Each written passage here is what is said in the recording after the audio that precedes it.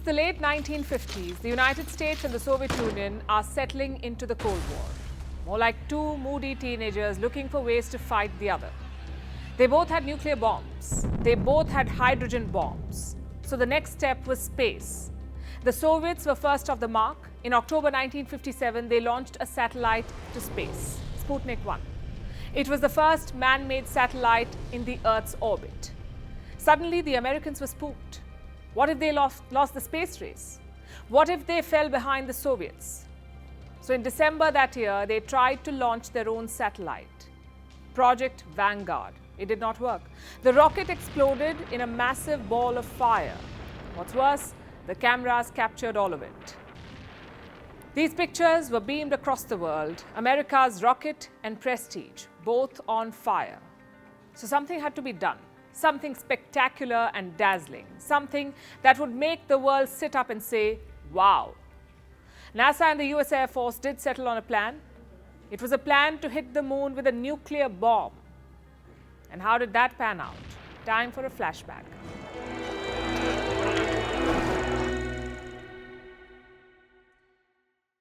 The plan was put in motion by May 1958. The man tasked with nuking the moon was LEONARD REIFFEL. He was a leading physicist. He would go on to become deputy director of the Apollo program. His brief was clear: find out what would happen if we nuked the moon. Will it be destroyed? Will it be visible from the Earth? And what would happen afterwards? REIFFEL knew the plan was political. As he recounted later, the detonation was a PR exercise. The US just wanted a wow moment. Just imagine it. Look up at the moon and you see a massive mushroom cloud, a gigantic streak of light.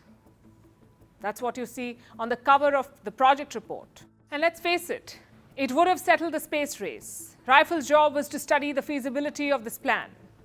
He set up shop at the Armor Research Foundation in Chicago. His team had 10 people. One of them was GERARD KUIPER. He's often called the father of modern planetary science. He's got a solar belt named after him, the Kuiper belt. Another member was Carl Sagan, the celebrity astronomer. This team worked from May 1958 to January 1959. They worked on multiple questions, like what bomb should be used. They decided on a hydrogen bomb. It would be much more destructive than the ones dropped on Japan. Those were atomic bombs. This one would be dropped on the Terminator line. It's the imaginary boundary between the dark and light side of the moon. But why there? Because the flash would have been brighter. Remember, that was the whole point, to make sure that the explosion is visible from Earth. REIFFEL's paper was submitted to the Air Force in June 1959. It was called A Study of Lunar Research Flights. I know it's a mouthful, but the Americans had a short name for it, Project A119.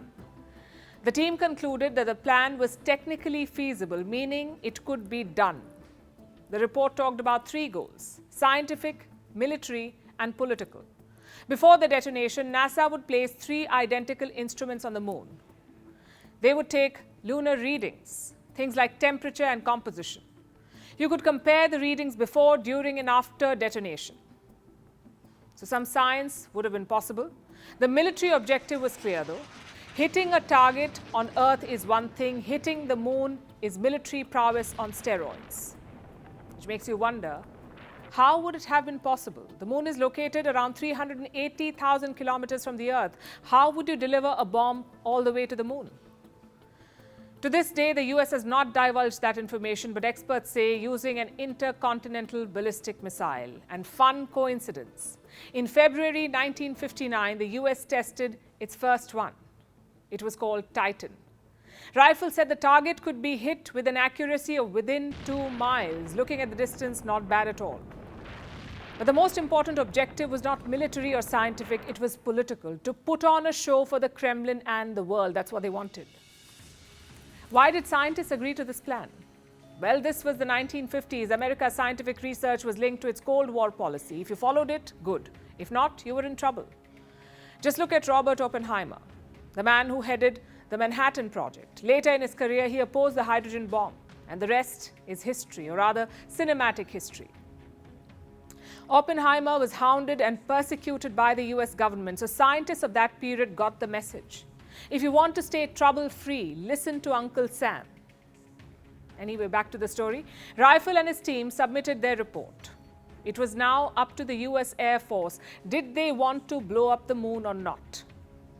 No spoilers here. Look up, the moon is still there, which means they abandoned the plan. They abandoned the mission. The exact reason is still not known. The US government refuses to declassify all documents linked to Project A119. They've only released snippets. In fact, this whole plan was discovered by chance. Remember Carl Sagan? Later in 1959, he was applying for a fellowship to Berkeley. He ended up writing about Project A119 on his resume. Technically, he was leaking state secrets, but no one noticed. No one at Berkeley noticed. Decades later, in the 1990s, his biographer did. His interest was piqued by mentions of a plan to nuke the moon. He followed the breadcrumbs, which led him to Project A119. Only then did Leonard REIFFEL speak out. Scientists have speculated as to why the US Air Force never went through with the plan. Most of them mention three reasons. One, it may have been counterproductive.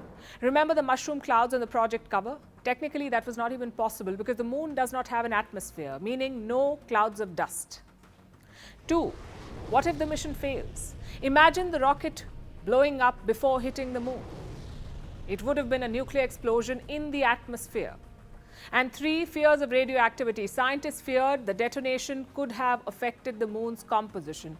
Beyond these three reasons, let me point out a fourth one: common sense. The moon is up there for a reason, and it's certainly not for nuclear detonations. Yet, such was the madness during that space race. It was all or nothing. And don't think the United States was alone. The Soviets too had a plan to nuke the moon. It was called Project E4. The mission was supposed to be executed in the summer of 1959, but the green light never came. I'm assuming common sense prevailed there too. But all this talk of nuking the moon did have a positive side effect. The world realized that militarizing space is dangerous. It's a path of no return. Years later, in 1967, the US and the Soviet Union signed a treaty, the Outer Space Treaty. It banned the deployment of nuclear weapons in outer space. It also said the moon must be used only for peaceful projects like exploration or research. In hindsight, it was the right call. Just look at the events of this week. India landed the Chandrayaan-3 lunar module on the moon. The whole world applauded it. Not because it was a military or political success, but because it was a scientific success. No nuclear explosion could have matched that. And it may seem like this chapter is behind us. After all, who would be reckless enough to militarize space in this day and age? Well, countries. China has been developing anti-satellite weapons. They can knock out enemy satellites in low orbit. The US has a dedicated space force. It was established in 2019 by former President Donald Trump. So there is no shortage of bad ideas. It won't be long before someone thinks up another Project A119. Will it be the moon or Mars or something else? We don't know. But chances are it'll be equally absurd.